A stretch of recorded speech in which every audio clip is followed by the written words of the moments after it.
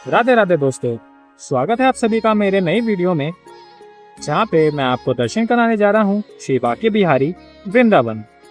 तो आइए मेरे साथ आप लोग भी दर्शन कीजिए श्री बांके बिहारी जी के।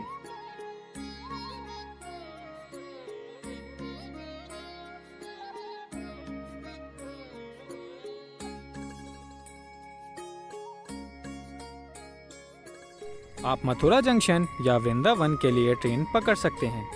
मथुरा जंक्शन वृंदावन के पास के सबसे बड़ा रेलवे स्टेशन है। मथुरा से वृंदावन तक टैक्सी या ऑटो रिक्शा से आसानी से पहुंचा जा सकता है। दिल्ली से आप डायरेक्ट बस पकड़ सकते हैं जो मथुरा या वृंदावन के लिए चलती है।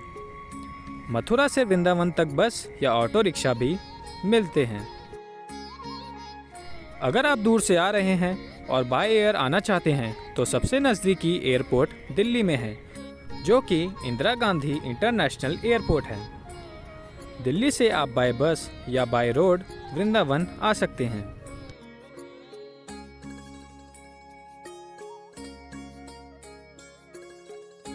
अगर आप अपनी कार से जा रहे हैं तो दिल्ली से मथुरा NH2 या आगरा से मथुरा के रास्ते से वृंदावन पहुंच सकते हैं। दिल्ली से वृंदावन लगभग 150 किलोमीटर के आसपास है और ये सफ़र लगभग 3-4 घंटे का होता है।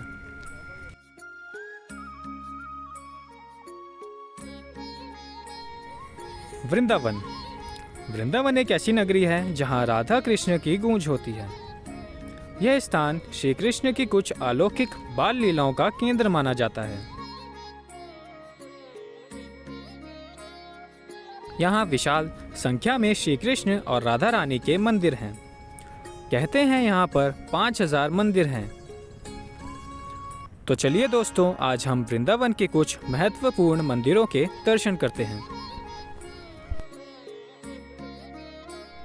तो भाइयों, आ गए हैं हम वृंदावन। अब दर्शन करेंगे। पहले जा रहे हैं श्री बांके बिहारी जी मंदिर, फिर वहाँ से घूमते फिरते आपको दिखाता हूँ। अपने सामान का ध्यान रखो और चप्पल यहीं उतार के जाओ। यस, हम तो गाड़ी में आए, हमने गाड़ी में ही जूते वगैरह सब छोड़ दिए। बस यहाँ से रिक्शा करके चलेंगे अपना। बाकी आओ तो सामान का ध्यान रखो, चश्मे का ध्यान रखो। बंदर अभी दिख तो नहीं रहे, लेकिन बाहर आके पता चले सब छीन जाए। तो चलो करवाता हूँ आप लोगों को भी दर्शन। मैं तो फर्स्ट टाइम आया हूँ, बाकी देखते हैं। जय श्री राधा। ठाकुर श्री बांके बिहारी जी। बांके बिहारी मंदिर वृंदावन की सबसे मुख्य मंदिर है। वृंदावन में आप कहीं पे भी हों, ई रिक्शा से आराम से यहाँ तक पहुँचा जा सकता है। मंदिर के 500 मीटर दूर से ही आपको बहुत प्यारी प्यारी दुकानें देखने को मिल जाती हैं। यहाँ आप भगवान की पूजा के लिए सामग्री, प्रसाद या अपने खुद के लिए शॉपिंग भी कर सकते हैं। इन गलियों में आपको हमेशा भीड़ ही दिखेगी, लेकिन शनिवार और रविवार तो आपको यहाँ काफ़ी ज़्यादा भीड़ देखने को मिल सकती है। श्री बांके बिहारी मंदिर के अंदर जाने का और बाहर निकलने का रास्ता अलग अलग है, तो आप अपने जूते चप्पल को बाहर जूते चप्पल की स्टैंड में या किसी भी शॉप में उतारें, ताकि वापस वो शॉप आराम से मिल जाए। और अगर आप पर्सनल कैब में आए हैं तो मेरा सजेशन होगा कि आप अपने कैब में संभाल कर जूते चप्पलों को रख दें।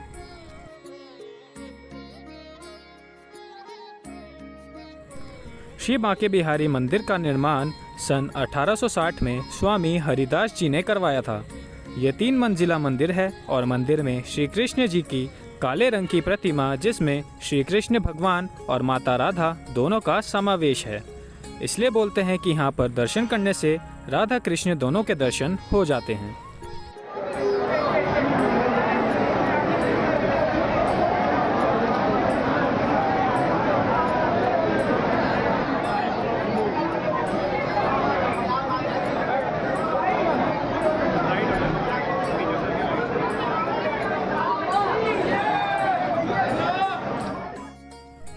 तो यहाँ हमारे दर्शन हुए संपूर्ण। मंदिर के अंदर कैमरा ले जाना अलाउड है, लेकिन तो मैं आपको बता दूं कि वीकेंड में यहाँ बहुत ज़्यादा भीड़ होती है, तो आप अपने कैमरे का और फ़ोन का अच्छे से ध्यान रखें। और वीकेंड में अगर आपके साथ बूढ़े बुजुर्ग या बच्चे हैं तो यहाँ आने से पहले एक बार सोच लें, क्योंकि यहाँ शनिवार और रविवार को आपको हद से ज़्यादा भीड़ देखने को मिल जाएगी।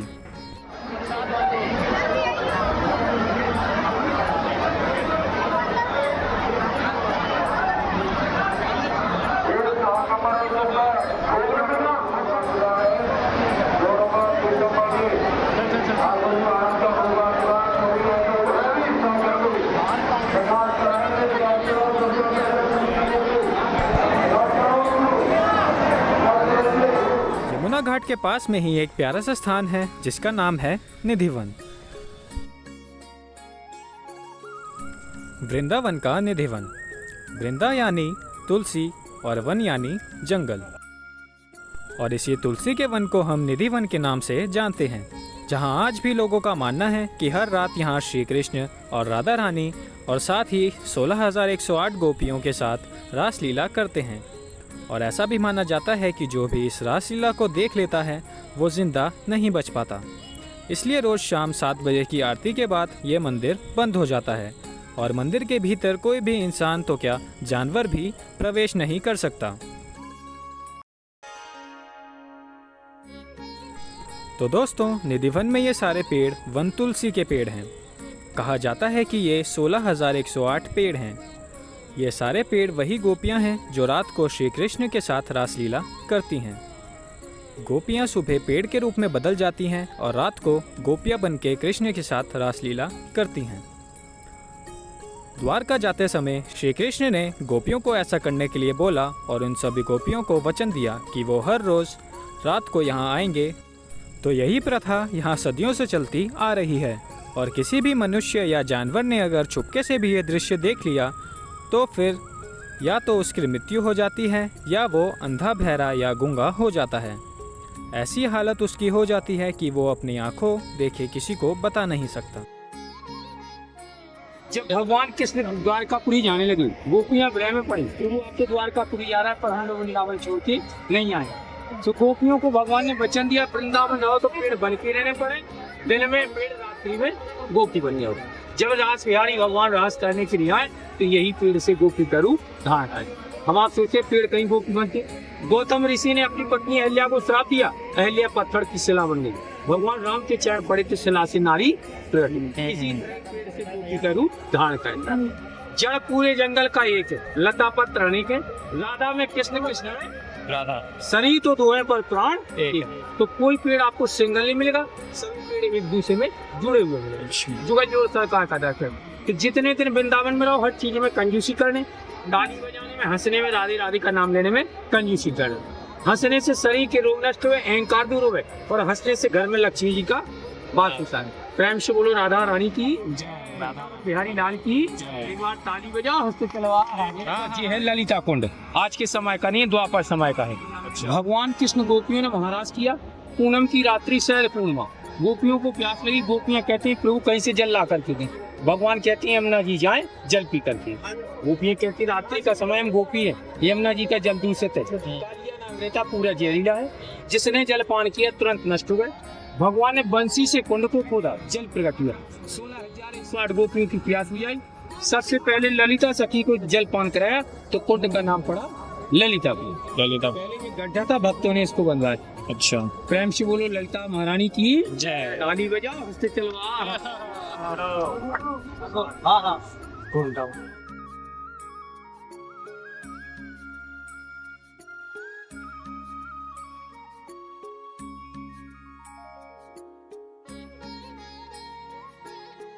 वृंदावन के वृक्ष का मरम न जाने कोई,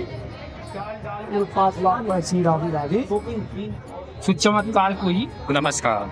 चमत्कार नहीं हुए तो कोई यहाँ तक नहीं। आपने बांके बिहारी जी में दर्शन करते हैं, पर्दा लगता खुलता रहता।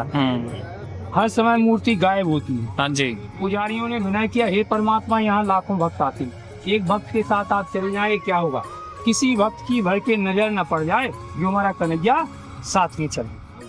तो इसीलिए हमेशा पर्दा लगता रहता है। हम आप सोचते हैं भगवान को भोग अलग रहा है, भोग नहीं लगता है, किसी की नजर न पड़ जाए। पहले जो भक्ति भाव में वो आ जाए और साथ में चले, तो मालूम चला कि साधु जी तो है ही नहीं है, बच्चे के रूप में है ना, कि जिस पर मोहित हो जाए उसी के साथ चलते जाए।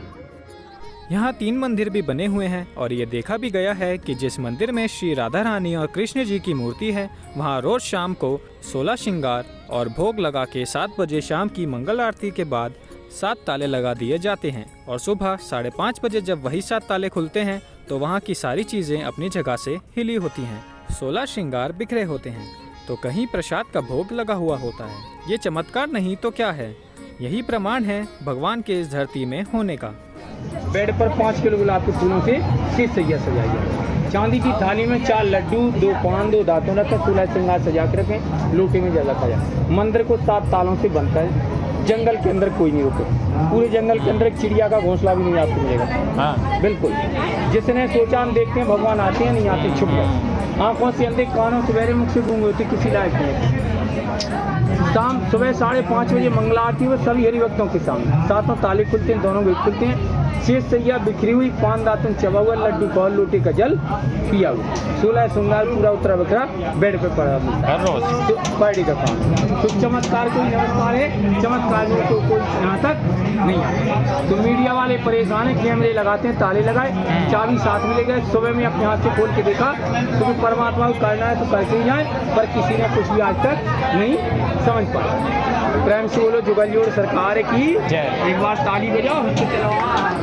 राधा रमन मंदिर वृंदावन का एक प्रसिद्ध और पवित्र मंदिर है जो श्री कृष्ण और राधा रानी को अर्पित है।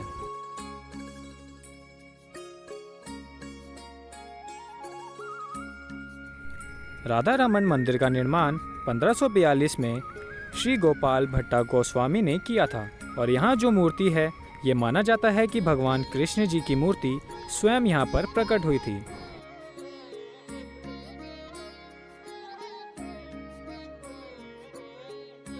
काफ़ी वैज्ञानिकों ने मूर्ति पर रिसर्च किया, लेकिन किसी भी वैज्ञानिक को कोई प्रूफ नहीं मिल सका कि ये मूर्ति किसने बनाई है। और आपको बता दें कि यहाँ पर दीपक जलाने के लिए भी कभी माचिस का उपयोग नहीं किया गया है। सालों पहले यहाँ पर मंत्र से दीपक जलाई गई थी और वो अग्नि आज भी भट्टी के रूप में जल रही है और यहाँ दीपक जलाने के लिए उसी भट्टी की अग्नि का प्रयोग किया जाता है। दोस्तों, यह मंदिर निधिवन के बिल्कुल पास में है। निधिवन से आप पैदल भी इस मंदिर तक पहुंच सकते हैं। हम लेट होने के कारण मंदिर के दर्शन नहीं कर पाए थे, लेकिन आप लोग इस पवित्र मंदिर के दर्शन जरूर कीजिएगा।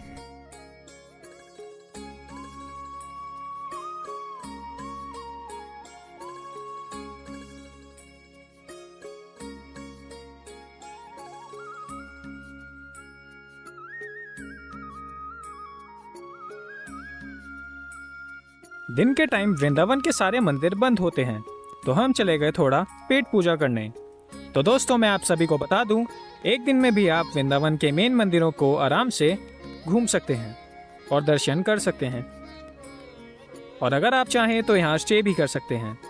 यहाँ होटल और धर्मशालाएं मिल जाएंगी आपको। होटल्स का रेंट 1500 से 2 से 2500 तक से स्टार्ट हो जाएंगे। और आप वृंदावन, मथुरा, गोकुल सारी जगहों को घूमना चाहते हैं तो आप कम से कम 3 से 4 दिन लेके चलिए।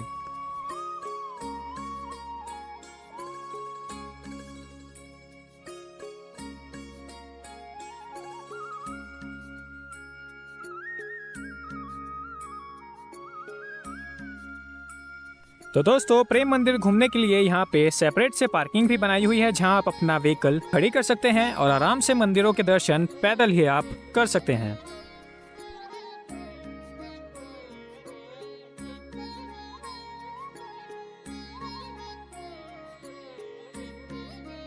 तो भाई, आप लोगों को एक इन्फॉर्मेशन देना चाहूँगा। यहाँ पे प्रेम मंदिर पे हम आए हैं, तो यहाँ पे हमने कार पार्क की।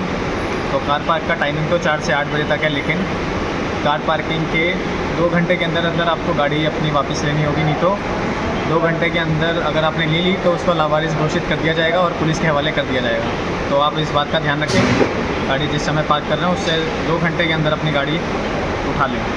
धन्यवाद। तो अब हम पहुँच गए इस्कॉन मंदिर, जिसको श्री कृष्ण बलराम मंदिर के नाम से भी जाना जाता है। इस्कॉन मंदिर में आप मोबाइल फ़ोन ले जा सकते हैं, लेकिन बैग और कैमरा ले जाना अलाउड नहीं है। इस्कॉन मंदिर में बहुत भीड़ होती है और यहाँ आंगन में आप देखेंगे कि लोग कैसे श्री कृष्ण में लीन होके झूम रहे हैं। यहाँ पे भक्तों को नाचते, गाते, झूमते हुए देख के आपके मन को बहुत शांति मिलेगी। इस्कॉन मंदिर काफ़ी बड़ा और बहुत ही सुंदर बनाया गया है।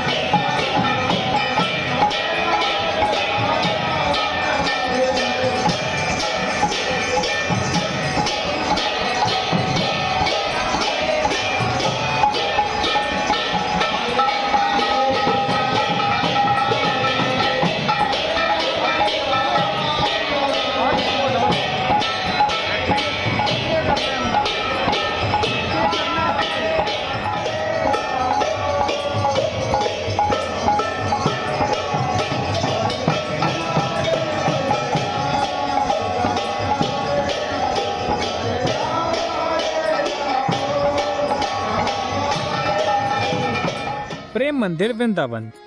वृंदावन के पवित्र भूमि पर खूबसूरत सा प्रेम मंदिर बना हुआ है और इस मंदिर को भगवान श्री कृष्ण राधा रानी जी का प्रेम का प्रतीक माना जाता है। इस मंदिर का निर्माण जगत गुरु कृपालु दास जी ने करवाया था। प्रेम मंदिर को बनाने में 1500 करोड़ की लागत लगी थी और ये मंदिर 11 साल में बनके तैयार हुआ था। प्रेम मंदिर के दर्शन का समय सुबह 8:30 बजे से 12 बजे तक और शाम को 4 से 8 बजे रात तक का है।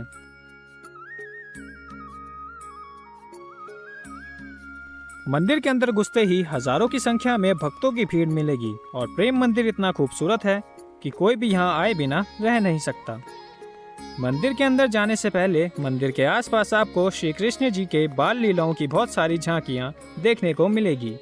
ये लीलाएं मंदिर के चारों तरफ बनी हुई हैं, जहाँ एक तरफ श्री कृष्ण अपने बड़े भाई बलराम जी के साथ गाय चराते हुए नजर आएंगे तो एक तरफ गोपियों के साथ रासलीला करते हुए, जहाँ एक तरफ गोवर्धन पर्वत उठाते हुए तो एक तरफ राधा रानी के साथ बैठकर बांसुरी बजाते हुए। ये सारी झांकियां देखकर आपको स्वर्ग जैसा आनंद मिलेगा। मंदिर के चारों ओर विभिन्न प्रकार के फूलों के पौधे भी लगे हुए हैं।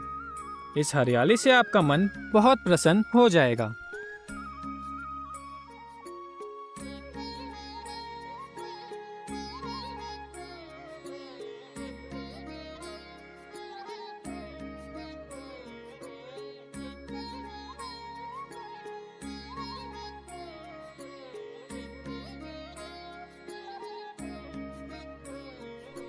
मंदिर के मुख्य गर्भगृह में राधा रानी और श्री कृष्ण जी विराजमान हैं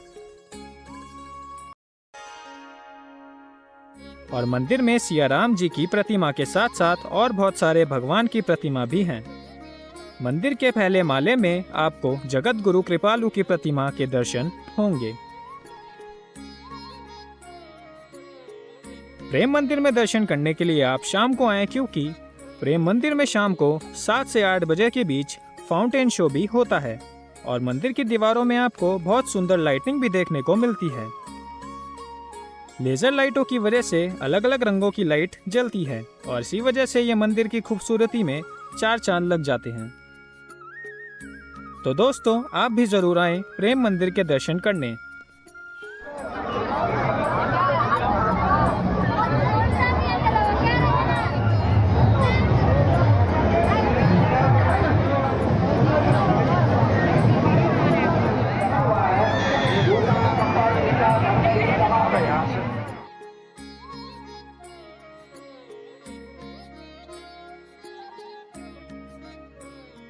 तो प्रेम मंदिर से दर्शन करने के बाद हमने अपनी गाड़ी पार्किंग से ली और फिर हम चल दिए अपने घर की ओर।